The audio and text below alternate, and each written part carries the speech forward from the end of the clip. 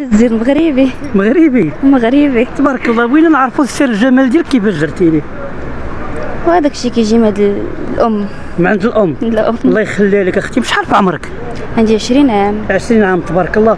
اشنو هو الحلم ديالك في الحياه؟ هو نحقق اهدافي وان شاء الله باذن الله نصيفط والدي الحج. صيفطي والديك الحج.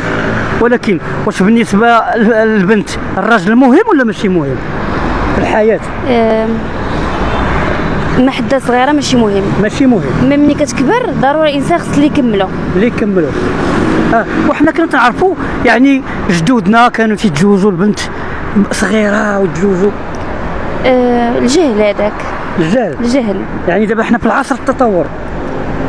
ما نكذبش عليك نقول لك عصر التطور 100%، ولكن المهم شويه التقدم. واش تقصدي بالتقدم خص البنت دير المستقبل ديالها والبنت دابا انت مركزه على المستقبل قبل ما مركزه على ياك. حيت كاينه شي فئه مثلا شي عائله غتزوج بنتها وهي صغيره غتمشي تزوج وهذه في الاخر غيوقع الطلاق، غتخرج ضحيه ديك البنت. ماشي بحال البنت قاريه واعيه بنات مستقبلها، شرات دار شرات طوموبيل، ملي غتزوج غيدير معاها ولا ها بسلامه. فهمتي؟ غتلقى راسها عندها علاش ترجع. يعني انت الا دار معاك ها ولا ها بسلامه. باي. واخا تبارك الله انت دابا تيجيو عندك تيبغيو يتزوجوا بك، تتقدموا لك في المنزل ديالكم. تترفضي. ياك. عارفه راسك بلي انت زوينه. ربي يخليك. الله يسهل. تيقولوا عليك الناس، تيقول لك انت زوينه. كيقولوها. تبارك الله عليك. يعني حنا شغوفين بك في المغرب ديالنا. ربي يخليك ويسهل عليك حتى انت ويعطيك كل ما تمنيتي يا ربي امين. واخا قال لكم شحال من الراجل تيقلب على البنت وشحال من البنت تقلب على الراجل.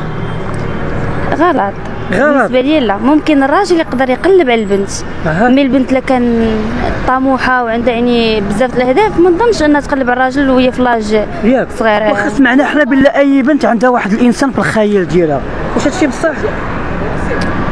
بالنسبه لي انا ندوي على راسي ما ندويش على عامه. بالنسبه لي انا ما عندي والو حاليا. علاش؟ حيت كنفكر على راسي، كنانسيستي على راسي انا نخدم نحقق اهدافي وطموحاتي. الخدمه اللي بغيت تخدمي دابا انا حاليا كنقرا داكشي ديال الانفيرميير.